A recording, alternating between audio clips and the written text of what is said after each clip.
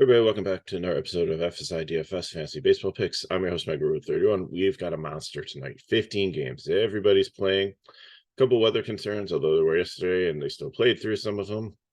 So we'll just get into it. Got up at 4 in the morning, start breaking this down because there's a lot to look at. Last night's results, injuries, transactions, lineups, lines, everything, pitching matchups. So got my coffee here.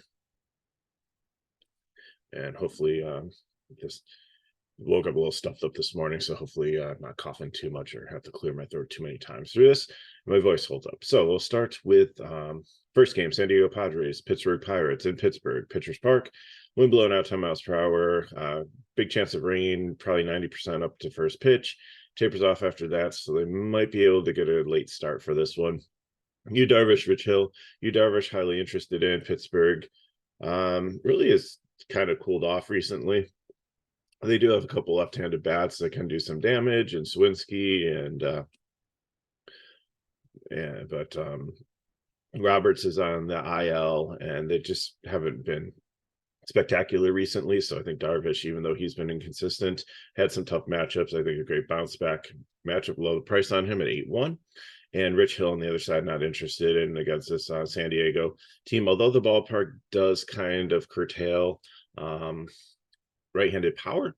I think still they're pretty dangerous, pretty pricey though too for a stack, but they're definitely up there top stack. And Pittsburgh would just be leveraging of Starbucks because I think they'll have a lot of ownership here at this price point. Next up, we have Cincinnati and Baltimore. Andrew Abbott and Tyler Wells. Abbott has pitched pretty well in his young career here.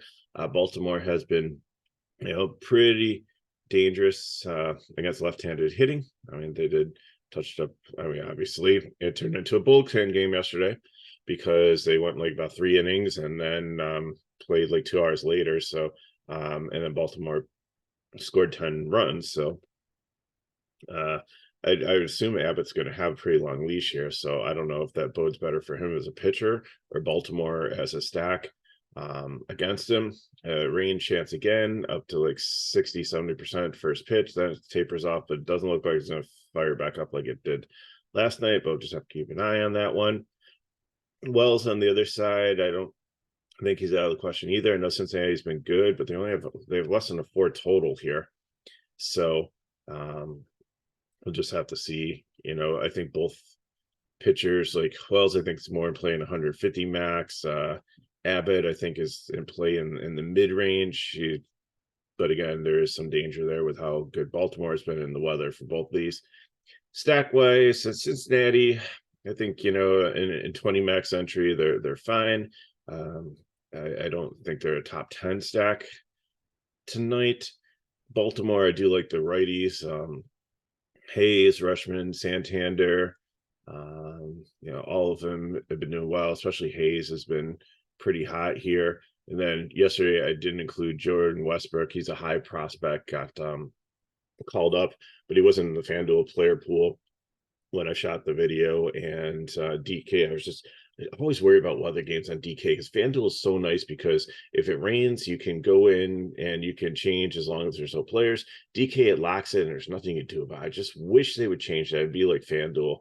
So you could, if a game gets rained out and there's still players to be played in games that haven't locked, that it just can unlock them as soon as the game gets called and you're free to use those positions and salary for whoever. I mean, that would just be such a nice thing for DK to add to their platform.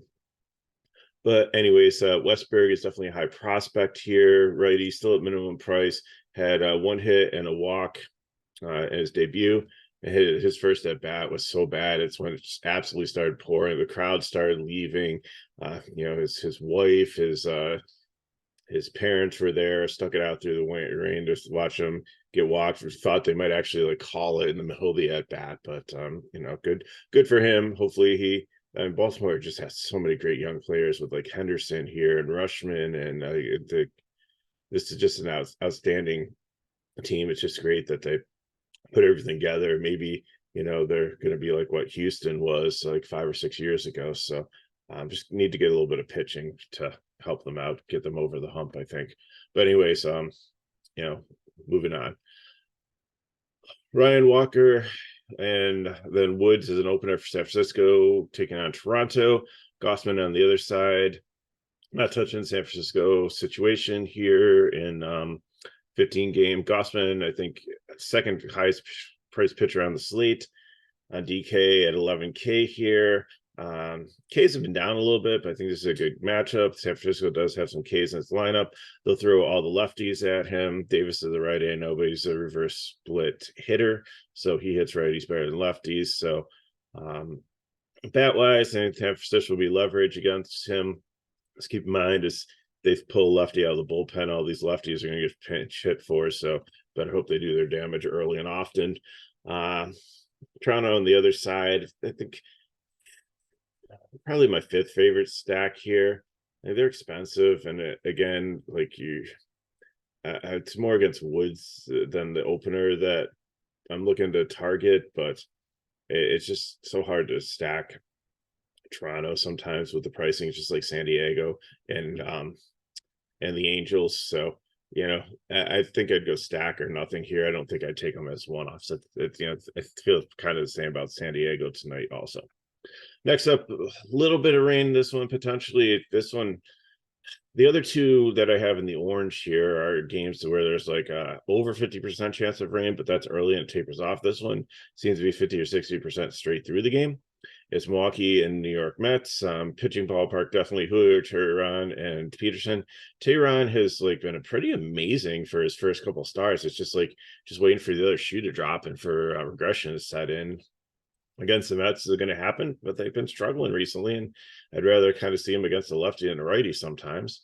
And then Peterson on the other side, Milwaukee has struggled so much against left-handed pitching, but Peterson's had his struggles recently, so something's got to give on that side also.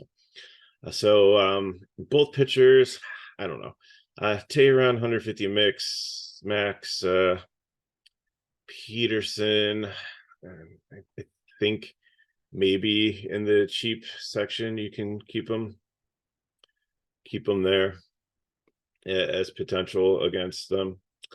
And then bat wise, Milwaukee I like as a cheap stack, definitely against Peterson, especially the right-handed batters. Never discount Weimer on the bottom here. He's on pace for a 2020 season at least for stolen bases and home runs. He's got some power. He hits for average pretty good. So really like him. I hate that he gets buried at the bottom of the lineup, but definitely a wrap on stack. He works out really well. Wish they'd put him as leadoff, but I mean, hey, if it's working where he's hitting and they're getting the results, then I'm not the general manager or the coach. So, I guess they know better than I do. Mets on the other side, again, not super excited about them. 20 entry max if you think the regression comes from Teheran. Maybe some of the lefties like Nemo, Lindor, Marte is a righty, but I think he's okay. Although there's rumors that he might be traded to the Yankees if Judge is out for the season. So have to see what's going on with that. Next up, we have Miami Marlins and Boston Red Sox. So Alcantara versus Whitlock. Sandy Alcantara, not interested in. The wind's blowing out here at 12 miles per hour. It's only 73 degrees. Maybe a touch of rain, maybe 30% chance, but when wind blows out in Fenway, that just makes it such a great hitting environment. And Alcantara with his struggles in Boston, not striking out much with left-handed power. They'll have Verdugo back in the lineup. He's back from bereavement, so absolutely not for Alcantara. He goes in the no interest category. And Whitlock, I think, is a very talented young pitcher. I know Marlins have Jazz back in the lineup. And there's a lefty that can do damage on him. But not playing Marlins. They're relatively cheap other than Jazz, who's comes back at 5K. DK should have put him at 4K and let him prove himself a couple games before they jack him back up there. But Reza's 5-1. He's really probably has a chance to hit 400 this season. Hopefully he does. That'd be pretty much amazing. Marlins, again, 15-game slate, probably not interested in much of them. And Boston, really interested. Favorite GPP. Love playing Boston here, especially the lefties with wind blowing out at home against Alcantara. Next up, we have the Twins and the Braves, Joe Ryan and Bryce Elder. Joe Ryan's a really good pitcher, not in this matchup here. I'm not paying 10-8 to see him against this Braves offense, which can be elite at times. Like, so 150 max, I wouldn't completely cross him off. Elder on the other side at 9-2. It's a good price. Minnesota has a high K rate. They've been banged up, guys out of the lineup. So, and I was kind of scared because they put, scored a run in the first inning. I think Buxton hit a home run. I can't remember exactly, but I remember like it's 1-0. I'm like, here we go. It's a Strider fade, yes, we got this, but then Strider came back and like did what he needed to do and made value and had a great night. So Elder on the other side here, he's not Strider, but I think he can actually do pretty well too at 9-2. I like him in the mid-range if you want. If Darvish gets rained out, definitely a nice option there to pivot off of him. I mean, you're paying 1,100 more, but I think if he saves you some money from some of the 10K pitchers, so definitely interested in him. Bat-wise, Minnesota, maybe some cheap fill-ins here and there and multi-entering. And Braves would probably be my fourth favorite stack, but again, I think it's like I'm not taking maybe take a majority of the stack. There's enough value deeper down.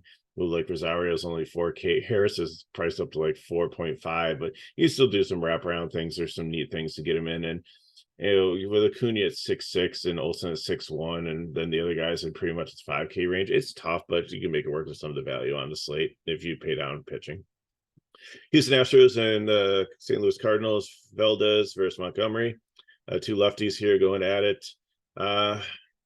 St. Louis has not been good recently, so they've really been struggling. Valdez, I think, is definitely probably my second favorite pitcher on the slate, just with the pricing in the matchup.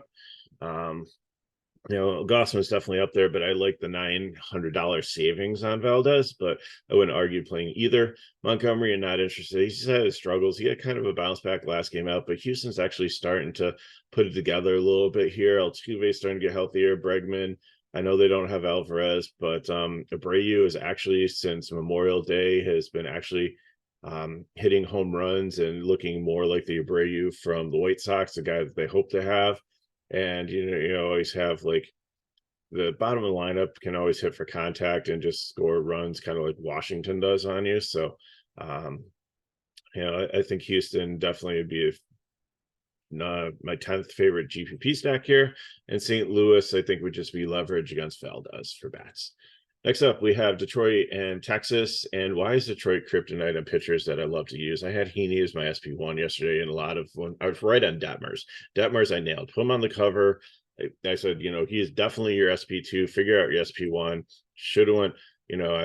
I paid up for bats, and I got there in most of my cash games, even having Heaney. Like, he did okay enough, but why does Detroit just seem to click against the pitchers you want to play? Well, I don't want to play Martin Perez. So I think he's in consideration at 5.7 in the cheap range, because Detroit, again, has not traditionally been a good offense. But for some reason, they do click at times. Matt Manning's coming back from the IL. Boyd was out there for like 16 pitches last night, which kind of like, I stacked the Rangers and I stacked, he was a lefty, so I went all righty heavy, and then, they bring in righties from the bullpen. So that kind of, negated, although I did get a couple home runs from Garcia and Simeon, but then that was pretty much it for the night. I mean, they got some hits here and there, but they only scored, I think they ended up losing like 7-2 or something like that. And, Detroit had some power. And so I love going back to Detroit here. There's lots of cheap bats. I absolutely love Ibanez. I had him in the primary core yesterday. He had hit a home run. Have to see if Haas or I think Jake Roberts, their other catcher, is good. Like Veerling leading off. I think he hit a home run last night. Or he might hit fifth. It all depends. Sometimes they have short lead off against a lefty. Doesn't matter. There's a lot of good value here. And if you want to play the Dodgers at Coors and pay up for pitching and things like that, the Detroit makes a great stack here against Perez. And Rangers, I think, besides if you want to fade Coors with the Dodgers, because the first night at Coors, the teams don't do as well as they do the rest of the series, adjusting to the air and everything. And You know, Perez is definitely one to not Perez, but the Rangers are definitely a team that you really have a great offense here. So definitely one of my favorite stacks here. Philly and the Cubs, Ranger Suarez and Tyon here. Suarez has been doing decent recently, and I like the price at 7K. And the Cubs are coming back from England, so a lot of travel. It's in Wrigley, winds blowing in 10 miles per hour, so that helps pitching. So lots of things add up to say Ranger Suarez could be a decent play here. I mean, he's been garbage at times during his career, but recently he's been solid, so you can't discount him here. And Tyon on the other side, not interested in. Philly, I think definitely if they're expensive again, so maybe like a pick the lefties and maybe sprinkle in a couple of threads like Schwarber and Harper, and then maybe take like Turner or Cassidy to make a 3-man. I don't know if I'm going full 5-man here, but I don't blame you if you just with the wind. But Tyon has not been a good pitcher, so I think that helps. And then Cubs on the other side, not interested at all in them. I don't even think they made the board here, so I put them over here. Okay, next up we have the Guardians and the Royals. I can't believe the if you bet, like the total in this game seems way too high. 5.9 for Cleveland, who struggled offensively. I know Singer's not the best pitcher, but he's not that bad. The wind's blowing in 8 miles per hour here. It is 88 degrees. Maybe a couple sprinkles during the game. And then Singer on the other side, like KC has a 4.41. I know Gavin Williams did not have a great start against, I think he had a matchup against Oakland, and it just, he's a high prospect. He throws really hard, but he just didn't have it. Maybe it was just nerves, but I think this is another great matchup that you can consider him in here, especially as your SP2, even in cash at 5.9 if you're trying to save money. So he's definitely in play. Singer, I think he's going to be a fade here. Not that I like Cleveland, but I just really don't think he's like the best option on a 15-game slate. I have both these offensives and 150 max here. I just don't see this game getting a 9 total or reaching these. I think Williams will do pretty good in his second start, and I think Case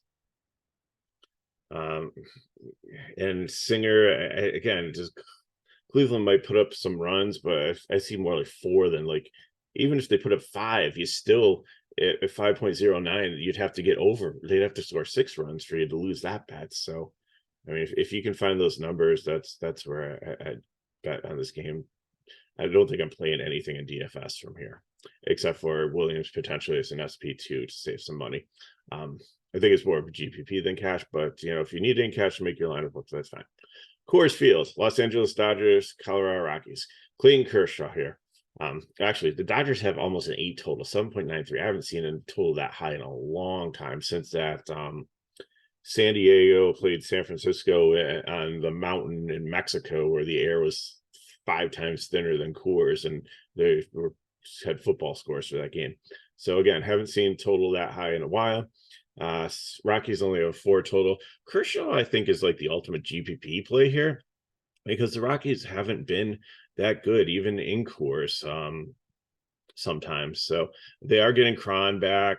Bryant, like, he should have been back by now, but he isn't. I know Tovar is really moved up in the order and done well with these guys being out. Grichuk can hit lefties pretty well, but Kershaw still has some really good stuff. So even though the Rockies have brought up some nice young bats like Doyle and Montas and Tovar, I really don't think that I'm too afraid of them, but I think it's more of a GPP. So he's my 5th favorite pay up pitcher here. Seaball on the other side is absolute no. Dodgers obviously favorite stack on the slate. Muncy should be back in the lineup, so anyone in the top 5 definitely, but you do get some value below. Like, everybody on the bottom of the lineup is 3K, which really makes this work. So yes, Betts and Freeman are over 6, and Smith are all 6K or above. Muncy get a little discount at 5.2 coming back, and JD at 5.4. But then Peralta 3.5, Haywood 3.1, Vargas 3.6, Outman 3.9. If Bush is in, if Muncy doesn't make it back to the lineup and doesn't get sent back down, then I believe he's a lefty also. He's going to be pretty cheap, probably in 3K range. So Colorado probably the favorite cheap stack here, just because they're in cores and they're pretty right-handed. Heavy against Kershaw, and their pricing's all in the 3K range. Even Cron coming back is only like 4.8. McMahon's their most expensive one, but that's lefty on lefty, so I wouldn't be taking that anyways. White Sox and Angels, Kopech, and then Ohtani. Kopech, I don't think I really want to play here against the Angels. He's been okay, but still the Angels have a pretty good offense here. Ohtani hit another home run last night. Just the potential to go off is too dangerous to consider pitchers. You got some unless they're really elite ones. Ohtani on the other side here, definitely probably the best K matchup on the slate, but 11-3 is hard if you're trying to get Dodgers in. But then remember the bottom of the Dodgers lineup, if you want to go with stack there and only take a couple of the bigger bats, and maybe that pays off for you. If you look at the Angels the other night where everybody went off, but Ohtani, who was like the most expensive one, that definitely could happen. So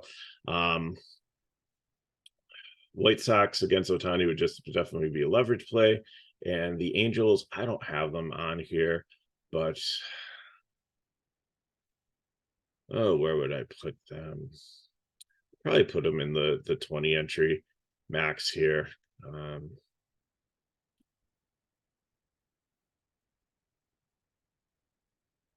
Put them there with the Yankees. Next up, we have the Rays and the Diamondbacks. This should be a great baseball game. You got two decent pitchers here in Bradley and Gallen. You've got two decent offenses, so don't really know what to take on this game here.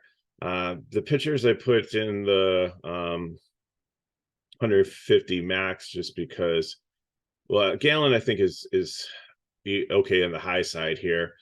But Tampa Bay has a good offense, but they're on the road here. Bradley, a little bit younger. This Arizona team just seems to be able to match up well with lefties against you and play the matchups well. So, and like just have some like superstars in the making, like with Corbin Carroll. So I put him over the 150 max, but I really don't think I'm touching anything in this game in the 15 game slate. Like I say, I think it'd be a great game to watch.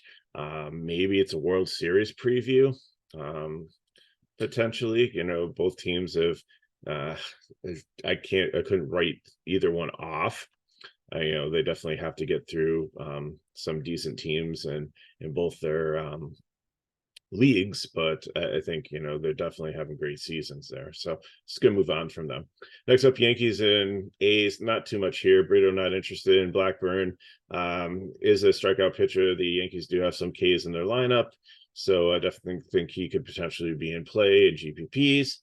Yankees, I mean, don't really like them here. I think in 150 max, that's fine. Oakland, think 150 max that they're decent. I guess it's Brito. I guess I could move them over here to the cheap range here. I think maybe I'll move the Yankees over here because again, Blackburn, it's a decent pitcher, and there's not a ton from there. Okay, there we go. There we go. All the teams there. Yeah, not too much here. If you're looking for a late night hammer, I don't think I'd really go to this game, although some of the Oakland pieces like Detroit can fill in. Reese usually hits at the bottom of the order now against righties and the top against lefties, because now they have go with 4 lefties up top with Kemp, Noda, Bidet, and Brown. But if you want to mix a combination of those in and still play Reese, because he's almost up to 40 stolen bases, that's fine too. So yeah, Oakland, I think, I don't know why I put him in the leverage category. Anyways, Oakland should, here's what we'll do.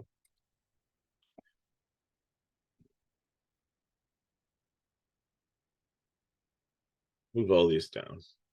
And this is good because, sometimes when you have a large slate and you look at it at first, but then you start to talk it out and game by game, and you start to see stuff where it's definitely, I'm going to put Oakland right here as a great, another cheap fill-ins there, because I think that's how it should be. So put Colorado out on the leverage one in case people play Kershaw, and Oakland can go there for some cheap fill-ins. Final game, Washington, Seattle. Irvin Zano, Woo, love him. He's going to be my default SP2. He's probably going on the cover here. I know he's had some rough matchups, but the K's are there.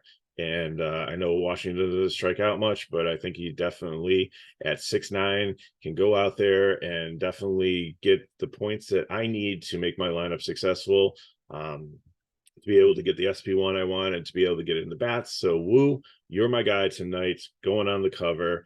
Washington would just be 150 max for me. And then maybe I might have to rearrange that too, because if I think Woo's going to have ownership, then maybe Washington's going to be leveraged. I'll just leave it there for now. But Seattle, absolutely love them. Second favorite GPP stack against Boston. I actually, might work Boston and Seattle into a GPP stack together if I can get the pitching right. So, okay, lot covered there. Let's look at the lineups. Did something a little bit different today. Gonna take Darvish as my SP1, and if you want to go off, if you can get up to Valdez, Gossman, Ohtani, Gallen, Trush, Kershaw, I'm fine with that. But Darvish, I really like him here. Hopefully the weather holds up. And then Woo, I said locking in as SP2. Gonna take Ibanez at second base or outfield, then Westberg if that game plays in Baltimore at 2K there at shortstop, and Veerling from Detroit and outfield. So with this template here, you can fill in the Dodgers, you can go Smith, you can go Freeman, you can go Muncy at third base, or you might have to punt somebody there, and then Betts in the outfield, and then like whatever other Dodger you want to fill in to make your stack work. I left you 5 spots. If you want to fill in with another player, like move these guys around, kick one of them out, that's perfectly fine. Texas, the same thing. With Texas, I'd probably skip the catcher, even though Heim and Garver are decent, but I'd probably play whatever Detroit catcher is there. And then you can go Lau, you can go Simeon there, move Ibanez to the outfield. Third base, you can play Jung, Westbrook, you can punt and throw in Simeon there. I like Duran in Texas, or in outfield, Garcia. Like there's definitely you can do the same thing with San Diego there. San Diego again, I wouldn't Sanchez if you want to, if not play the Detroit catcher. And then first base, like maybe I'd play the Detroit guy Torkelson there. Maybe Sanchez, Torkelson, leave because Cronenworth's not great this season, and then you can put Manny in there, and then you can get probably Soto and Tatis if they're in the lineup, and then you might have some more money to be able to pay up at one of your pitchers. So just some examples there. For FanDuel, Darvish, Freeman, and Betts are the 2 ones. I'll let you pick your other 2 Dodgers to finish off the lineup, and then give me Ibanez, Short, and Veerling here. I'm not going to take Westberg because he's 2.6 there. I'd rather take Short because I saved about $400 there, and that can go a long ways, and it works well with the Detroit stack. For GPP, give me Ohtani and give me G. Williams against Kansas City. And then I'm taking Boston, so give me Devers, Yoshida. But also I'm going to try Milwaukee here. If I can't get Milwaukee in, or it looks like that's going to rain in, then I'm going to throw Seattle in there. So that would become, and for Seattle, don't be afraid to play Ford. Like he's really cheap and has definitely a lot of power against, and he has a split advantage. So I mean that definitely can be Raleigh or Raleigh up there. Ford's a first baseman. He's a lefty against Irvin, the righty, and then Hernandez even like righty on righty in the outfield. Crawford leads off. He'd replace Adames, and then I just fill in the rest with Boston. For GPP, I'm taking Wu here, and then the same thing. I'm taking Ford. It's just a one-off here, but then I'm stacking Texas and Boston, and I can get a full stack in there, and I really like how that plays out. So I know we covered a lot here. I know there'll probably be questions. Questions were great yesterday. Yes, I need to learn how to pronounce some players better. I've always been horrible at pronouncing names. Even in my career, I need to work on that. So that's definitely something that I don't do well. I'll admit it. And then, just the weather issues stuff. There's so many things here. So if you have any questions, put them in the chat below. Love the interaction. Here we have a member 31 at Twitter, had some great questions there also yesterday. And if these videos help you, please like, subscribe to our channel so you know where they're coming out. Share with your friends, as you've been doing a great job doing, because the viewership has been outstanding, and we just keep on growing in subscriptions, which is great. And if you want more information on FSi DFS, you can go to the description of the video, and how to get into our Discord and sign up for our package, which is really cheap, is there also. So thanks for watching. Good luck on this slate. Tomorrow's actually a pretty large slate too. I think you got 12 games, so some big slates coming up here. So good luck in contests. Hopefully the weather holds up for Darvish, and we have another exciting night of baseball. I'm Mega 31. Hope you have a great day, and I'll see you next time.